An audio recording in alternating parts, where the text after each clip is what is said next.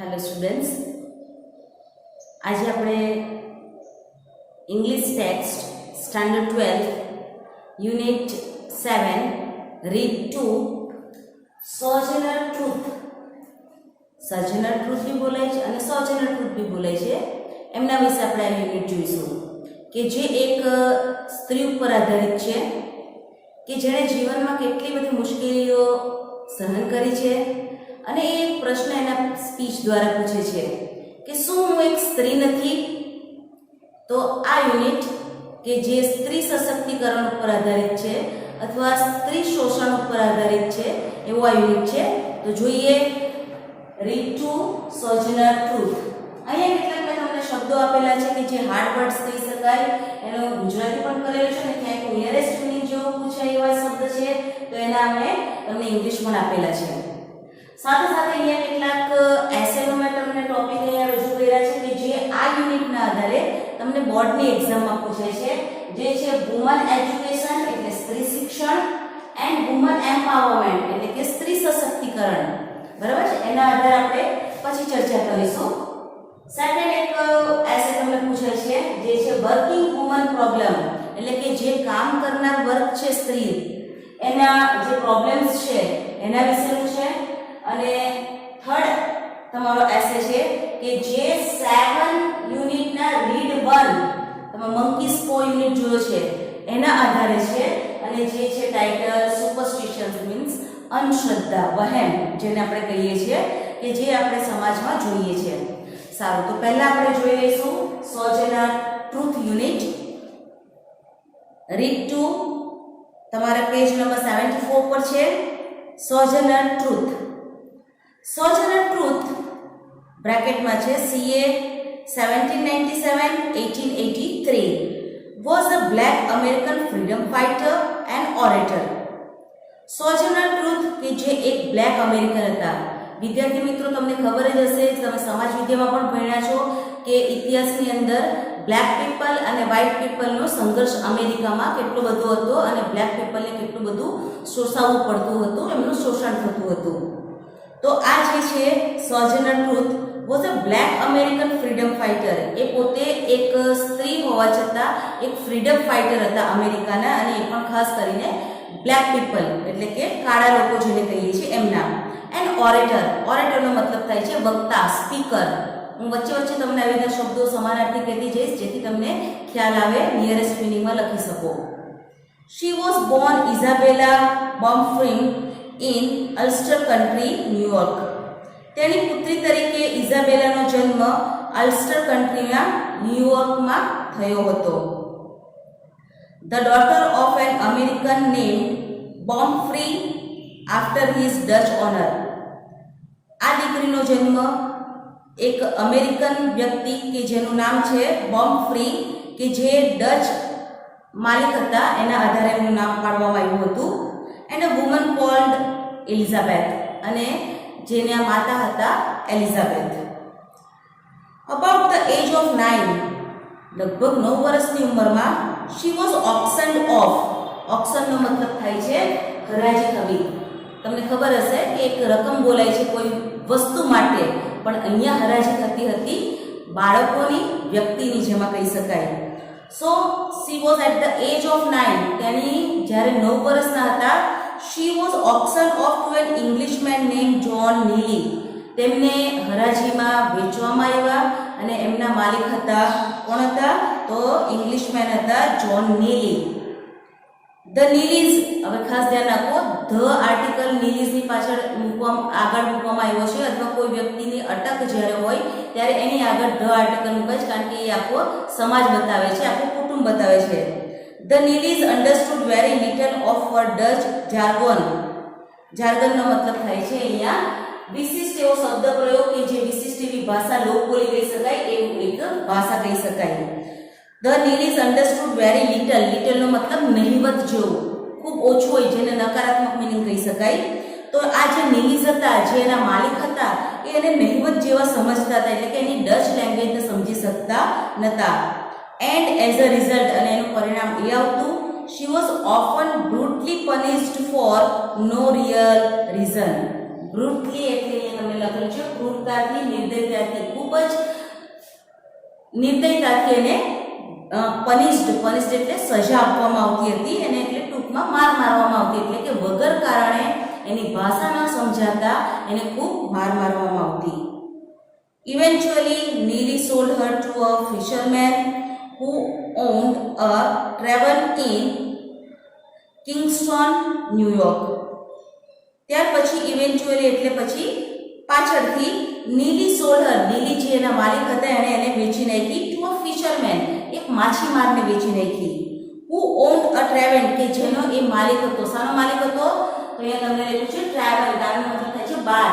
બાર એટલે દારૂનું પીઠું અથવા જ્યાં દારૂ વેચાતું હોય એવી દુકાન. તો એ માલિકને વેચવામાં આવી ઇન કિંગસ્ટોન, ન્યુયોર્ક. ન્યુયોર્કનું જે કિંગસ્ટોન છે એ જગ્યાએ એને વેચવામાં આવી એટલે કે નીલીઝે એને વેચી એક ફિશરમેનને. Here she acquired the idiomatic expression which came to mark her speech. અહીંયા acquire means પ્રાપ્ત કરવું. અહીંયા એને એક આઇડિયોમેટિકનો મતલબ થાય છે વાતચીતનું માધ્યમ, ભાષા. અહીંયા તેણે થોડીક ભાષા શીખી અથવા અભિવ્યક્તિ શીખી કે જે તેને ભાષા તરીકે બોલવામાં મદદરૂપ થઈ. John J Dumont nearly plantations owner purchased her nets. Fisherman પાસેથી એને વેચવામાં આવી અને ત્યાર પછી એના માલિક બન્યા John J Dumont. A nearby plantation owner, કે જે એક ખેતીવાડીના અથવા રોપ ઉછેરના માલિક હતા. પરચેસનો મતલબ થાય છે ખરીદી કરવી. હર નેક્સ્ટ, અને પછી એને આ જે સોજનર ટ્રુથ હતા એને કોણ ખરીદે છે? તો એને ડુમોન્ટ ખરીદે છે. During her tenure with his family, she married and had 5 children. During her tenure નો મતલબ થાય છે અહીંયા રહેવાસ જે રહે છે એ, એટલે કે અહીંયા જ્યારે એ રહે છે ત્યારે એ ફેમિલી સાથે એ મેરેજ કરે છે એક વ્યક્તિ સાથે અને એને લગભગ 5 બાળકો થાય છે. હવે આ જ્યારે અહીંયા આ ગુલામીમાં આ રીતે રહેતા હોય છે તે સમયે એક નવો કાયદો બને છે. In 1827, after New York had passed an Emancipation Act freeing its slaves. ઇમેન્સિપેશનનો મતલબ થાય છે ફ્રીડમ, મુક્તિ આપવી, ગુલામીમાંથી મુક્ત કરવું. તો 1827માં ન્યુયોર્કમાં એક ઇમેન્સિપેશન એક્ટ એટલે કે મુક્તતાનો એક કાયદો લાગુ પડવામાં આવ્યો અથવા આપવામાં આવ્યો. ફ્રીડમ ઇટ સ્લેવ્સ એટલે કે મુક્તતા આપવી. સ્લેવ્સ એટલે ગુલામ, સ્લેવરી એટલે ગુલામી. તો આ સ્લેવ્સને મુક્ત કરવાનો એક કાયદો બન્યો અમેરિકામાં 1827માં. She prepared to take her family away. સ્વાભાવિક છે કે આ સોજનર ટ્રુથ અહીંયા ડુમોન્ટને ત્યાં એક નોકર તરીકે હતા, ગુલામ તરીકે હતા. તો એણે નક્કી કર્યું કે એ પોતાના ફેમિલીને લઈને ત્યાંથી જતા રહેશે. ટેક હર અવે મીન્સ બધાને લઈને જતું રહેવું. બટ વિરોધાભાસ બતાવે છે. ડુમોન્ટ began to show reluctance to this, so she ran away with her only youngest child. પરંતુ ડુમોન્ટ જે છે તે અહીંયા રેલ્યુટેશન્સ મતલબ આનાકાની અથવા ખચકાટ, ઇન શોર્ટ ના પાડે છે. એ આ સોજનરને એના બાળકો સાથે જવાની ના પાડે છે. સો તેથી શી રેન અવે નો મતલબ ભાગી જવું. With her only youngest child, જે સૌથી નાનું બાળક હતું એને લઈને એ ત્યાંથી ભાગી જાય છે. બાકી બધા બાળકોને લેવામાં એ સક્ષમ થતા નથી. શી finally wound up in New York City. અને ત્યાર પછી wound up નો મતલબ થાય સેટલ થવું, સ્થિર થવું. ત્યાર પછી આ જે સોજનર ટ્રુથ હતા એ પોતે ન્યુયોર્ક સિટીમાં સ્થિર થાય છે, સેટલ થાય છે. She worked at manual job and through some friends came under the sway of a religious fanatic named Matthias. અને ત્યાર પછી શી વર્કડ એટલે કામ કરવું. મેન્યુઅલ જોબ, મેન્યુઅલ મીન્સ હલકા અથવા નીચા કામ કરવા, કારણ કે બ્લેક પીપલ હતા એટલે કોઈ એમને ઊંચું સારું દરજ્જાવાળું કામ આપતા નતા, એટલે કે ખૂબ નીચા કહી શકાય એવા કામ કરતા. એન્ડ થ્રુ સમ ફ્રેન્ડ, અને કોઈક મિત્રના દ્વારા તે એક ધર્મજનુની કહી શકાય એવા મેથિયસના સંપર્કમાં આવ્યા. During the Civil War, Truth bought gifts for the soldier with money raised from her lectures and helped fugitive slaves find work and housing. હવે સોજનર ટ્રુથને પોતાના જીવનમાં એટલી બધી મુશ્કેલી આવી હતી તો હવે એમણે થોડીક પરિસ્થિતિ સારી થતા નક્કી કર્યું કે પોતે બીજા લોકોને મદદ કરશે કે જે પોતે મુશ્કેલી અનુભવી હતી એવી સ્થિતિમાં. તો અહીંયા વાત કરે છે ડ્યુરિંગ ધ સિવિલ વોર, જ્યાં સિવિલ વોર થયું હતું ત્યાર દરમિયાન, એ સમય દરમિયાન truth boat gifts for the soldiers માટે એક ગિફ્ટ ખરીદી કરતી with money raised from her lectures, કે જે પૈસા એ પોતે લેક્ચર મીન્સ ભાષણ અથવા સ્પીચ આપવાથી એમને જે આવક થતી હતી એમાંથી એ આ સોલ્જર્સ માટે બધું ખરીદતા, ગિફ્ટ ખરીદતા. એન્ડ હેલ્પ, અને મદદ કરતા કોને? ફુજીટિવ્સ. ફુજીટિવનો મતલબ ભાગેલો, એટલે કે બીજા કોઈક રાજ્યમાંથી, દેશમાંથી જે ભાગીને બધા અહીંયા આવેલા છે એવા લોકોને કે જે સ્લેવ્સ હતા, ભાગીને આવેલા ખરા પણ સ્લેવ્સ હતા. ફાઇન્ડ વર્ક, એમને કામ શોધી આપવામાં, એન્ડ હાઉસિંગ, અને મકાન મેળવી આપવામાં એ મદદ કરતા, એટલે પોતે જે મુશ્કેલી અનુભવી હતી એ ન થાય એવા પ્રયત્ન કરતા. આફ્ટર ધ વોર લગભગ પૂરું થઈ ગયું civil war. She continued hit trade for the lord and against racial injustice. ત્યાર પછી યુદ્ધ પૂરું થયું. સી કન્ટિન્યુડ હર ટ્રેડ, એટલે ટ્રેડ એટલે કે નિંદાજનક અથવા આક્રોશયુક્ત ભાષણ. ત્યાર પછી પણ એને પોતે જે શોષણ થયું હતું એનું, એના માટે એને આક્રોશયુક્ત અથવા નિંદાયુક્ત ભાષણ આપવાના શરૂ રાખ્યા. અને four the lord and against racial, અને જે કંઈ એમના માલિક કહી શકાય એવા લોકો સામે ભાષણ આપતા રહ્યા કે જેણે એનું શોષણ કર્યું હતું. અને રેશિયલ ઇનજસ્ટિસ, અને જે કહી શકાય એ એમની જાતિ, રેશિયલનો મતલબ થાય છે જાતિ, કુળ અથવા વંશ, કે જે નીચા ઉતરતા લોકો છે એવા લોકોને જે અન્યાય થયો હતો એના વિરુદ્ધ એમણે બધા ભાષણ આપવાના ચાલુ જ રાખ્યા. ઇવન વેન ઓલ્ડ એજ, જો કે ઘરડા થઈ ગયા હતા. And ill health restricted her activities to the confines of a Battle Creek Milch Sanatorium. અને ત્યાર પછી એમની ખરાબ પરિસ્થિતિ, ખરાબ સ્વાસ્થ્ય હોવા છતાં એ સ્પીચ આપતા રહ્યા. અને ત્યાર પછી એ બેટલ ક્રીકના મિંચમાં એમને, અહીંયા તમને શબ્દ આપેલો છે સેનેટોરિયમ, એટલો મતલબ થાય છે હોસ્પિટલ અથવા ઇન્ફર્નરી. આ નિયરેસ્ટ મિનિંગ માટે ધ્યાન રાખશો. એમને આ હોસ્પિટલમાં દાખલ કરવામાં આવ્યા. શી ડાઇડ, અને ત્યાં જ એ હોસ્પિટલમાં ખરાબ સ્વાસ્થ્યને લીધે ડાઇડ ધેર ઓન નવેમ્બર 26, 1883. અને ત્યાં પછી 1883માં 26 નવેમ્બરના રોજ એમનું મૃત્યુ થયું. હવે તમને આગળ પેરેગ્રાફમાં કીધું છે કે એ સ્પીચ આપીને પોતાનો આવક મેળવતા હતા. તો કેટલીક એમણે ઘણી બધી સ્પીચ આપી, તેમાંની એક સ્પીચ અહીંયા ખૂબ અગત્યની છે કે જેનો અહીંયા તમને રજૂઆત કરેલી છે લેખકે. Here is one of her famous speeches entitled as ain't I a woman. ઘણી બધી સ્પીચ એમની ફેમસ થઈ છે, એમાંની એક જે છે જેનું શીર્ષક છે એમન્ટ આઈ અ વુમન, એટલે કે શું હું સ્ત્રી નથી.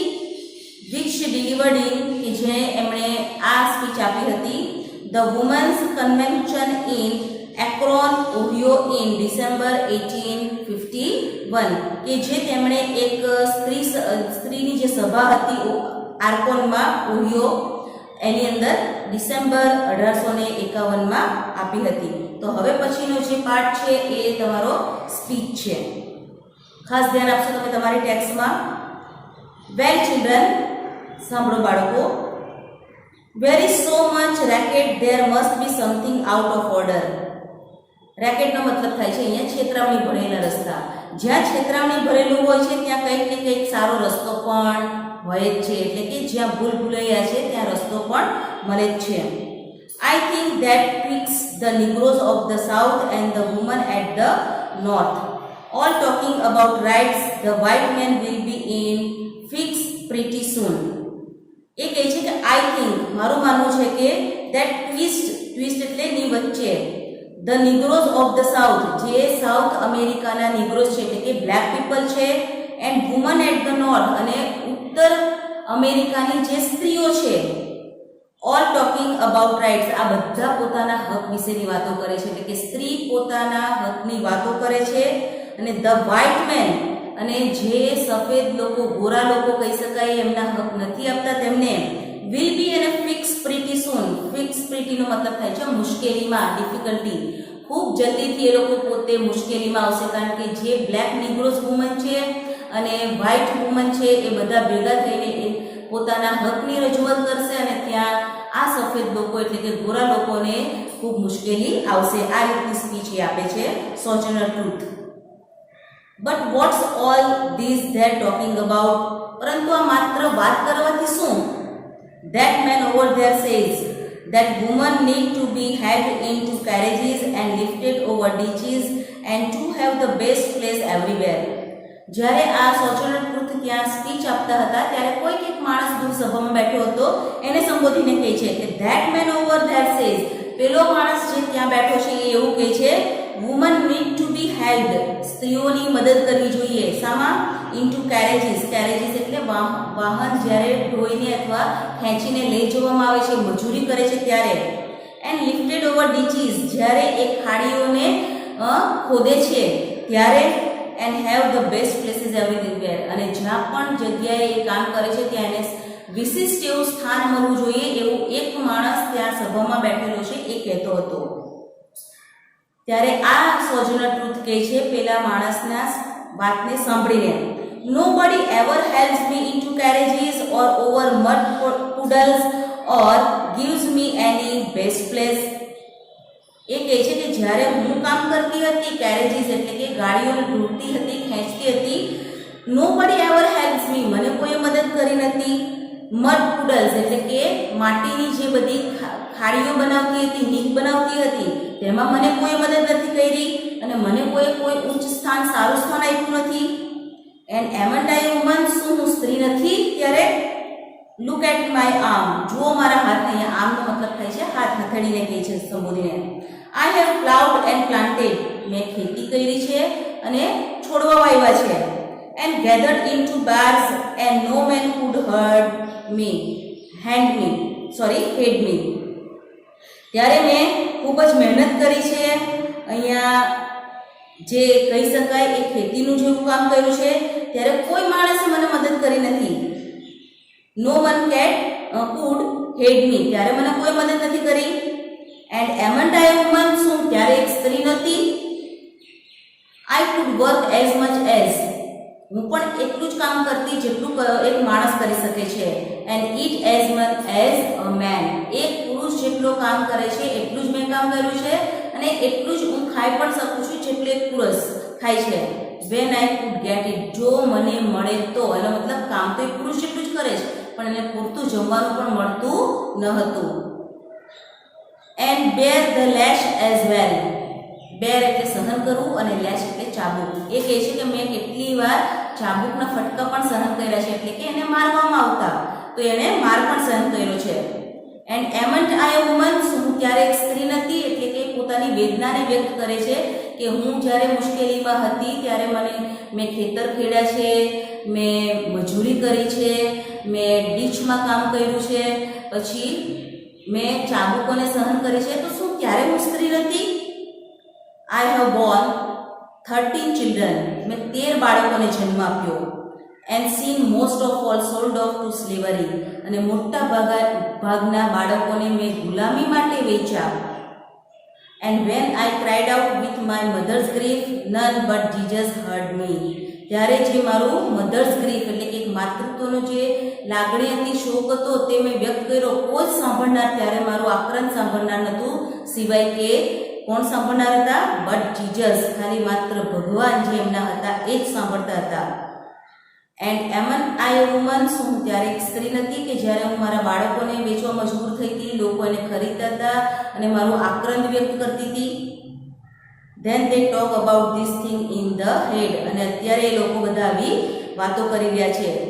Watts this they call it, આ બધાને આપણે શું કહીશું? Member of audience whisper intelligent, અને ત્યાં બધા લોકો જે સભામાં બેઠા હતા એ કહે છે કે આને બુદ્ધિ અથવા તમારી બુદ્ધિ કહી શકાય. ધેટ્સ ઇટ્સ હની, હા ભાઈઓ આ જ છે. What's that got to do with women's rights or Negroes' rights? તમારે આ વુમન્સ રાઇટ એટલે કે સ્ત્રી હક્કો અને નિગ્રોસ હક્કો એટલે કે કાળા લોકોના હક્કોનું શું લેવા દેવા? હવે એક ઉદાહરણ આપીને કહીશ. If my cup wouldn't hold up a pint and your holds up a quarter, wouldn't you be mean not to let me have my little half measure full? If my cup won't hold up pint એટલે એક માપ છે. એ કહે છે કે જો મારા કપમાં એક પિન્ટ માપ લિક્વિડ સમાતો નથી and your hold a quarter અને તમારું એક ચતુર્થાંશ ક્વાર્ટર મીન્સ પા ભાગનું સમાય છે. Won't you be mean not to let me have my little half measure full? તો તમને એવું નથી લાગતું કે તમારે તમારામાંથી મારા કપને ફૂલ કરી દેવો જોઈએ? એટલે કે ઇનડાયરેક્ટલી સિમ્બોલિક રીતે એ કહેવા માંગે છે કે તમારી પાસે જે બધા હક્કો છે એના કરતાં મારી પાસે જે હક છે એ ખૂબ ઓછા છે. તો તમને એવું નથી લાગતું કે તમારે પોતાનામાંથી જે કંઈ તમને લિબર્ટી મળી છે એવી થોડીક લિબર્ટી મને પણ આપવી જોઈએ? લિબર્ટીનો મતલબ છે સ્વતંત્રતા, આઝાદી. Then that little man in black there, he says women can't have as much as right as men. હવે ત્યારે પછી આ સભામાં બેઠેલો કોઈ એક માણસ ફરીથી ત્યાં બોલે છે કે જે સામે બેઠો છે અને બ્લેક છે એ કહે છે he says women can't have as much right as men. પુરુષ જેટલા હક્કો સ્ત્રીઓને મળવા જોઈએ નહીં. because Christ wasn't a woman. ત્યાં પછી અહીંયા દલીલ કરીને સોજનર ટ્રુથ કહે છે કે એટલા માટે તમે એવું કહો છો કે સ્ત્રીઓને હક ન મળવા જોઈએ કારણ કે ભગવાન એક પુરુષ હતા. Where did your Christ come from? ત્યારે પછી આક્રોશ વ્યક્ત કરતા સોજનર ટ્રુથ કહે છે કે તમારા ભગવાન ક્યાંથી આવ્યા છે? Where did your Christ come from? ફરીથી ઇન્સિસ્ટ કરીને કહે છે કે તમારા ભગવાન આવ્યા છે ક્યાંથી? એનો મતલબ કે એમનો જન્મ પણ એક સ્ત્રીમાંથી જ થયો છે, એક માતામાંથી જ થયો છે. From God and a woman. Man had nothing to do with him. ભગવાન અને સ્ત્રી, માણસ જે છે એ એમાં કશું જ કરી શકતા નથી. Man had nothing to do with him, એની સાથે કશું જ લેવા દેવા નથી. કારણ કે અહીંયા એ ઇન્સિસ્ટ આપીને કહે છે if the first woman God ever made was strong enough to turn the world upside down all alone, these women together ought to be able to turn it back. અહીંયા કહે છે કે જો પહેલી જે સ્ત્રી ભગવાન હોત તો એ પણ આટલી સક્ષમ હોત અને એ પણ બધું અપસાઇડ ડાઉન કરી શકતે, એટલે કે બધું ઉથલ પાથલ કરી શકતે. These woman together ought to be able to turn it back. અને આ બધી સ્ત્રીઓ પણ બધું ઉથલ પાથલ કરી શકે છે, એટલે કે જો બધી ભેગી થાય તો એ પણ કરી શકે છે. And get it right side up again, અને ફરીથી એને સીધું પણ કરી શકે છે. એટલે કે સ્ત્રી શક્તિ એટલી બધી છે કે એ ધારે તો ઘણું બધું કરી શકે છે. And now they is asking to do it, અને અત્યારે એ બધું આ કરવા માટે કહી રહી છે. the man better let them, તો પછી હવે પુરુષોએ એને સ્ત્રીને આ કરવા દેવું જોઈએ કે એ સ્ત્રી શું કરી શકે છે. ઓબ્લિક મીન્સ થેન્કફુલ, ઋણી છું. ટુ યુ ફોર હિયરિંગ મી, જ્યારે આખી આ સ્પીચ પૂરી થાય છે ત્યાર પછી સોજનર ટ્રુથ સભાના લોકોને સંબોધીને કહે છે કે હું તમારી ઓબ્લિક એટલે કે થેન્કફુલ, આભારી છું કે તમે મને સાંભળી. And now old Sojourner and got nothing more to say, અને હવે આ વૃદ્ધ સોજનરને હવે કાંઈ પણ કહેવું નથી. અને આમ કરીને આ સોજનર ટ્રુથ પોતાની આક્રોશ વ્યક્ત કરતી સ્પીચને આપે છે કે જેની અંદર એ કહેવા માંગે છે કે શું હું એક સ્ત્રી નથી, એટલે કે પોતાને થયેલા અન્યાયનો એ આ સ્પીચમાં રજૂઆત કરે છે. તો વિદ્યાર્થી મિત્રો, આ એક આખો યુનિટ એક સ્ત્રી પાત્ર ઉપર છે કે જે પોતાના જીવનમાં ઘણી બધી મુશ્કેલીઓ સહન કરી છે અને પોતે એક સારા વક્તા હતા, એ દ્વારા એમણે સ્પીચ દ્વારા રજૂઆત કરી છે. તો વિદ્યાર્થી મિત્રો, તમે ટેક્સ્ટને સાથે રાખીને આ રીતે યુનિટને જોઈ લેશો.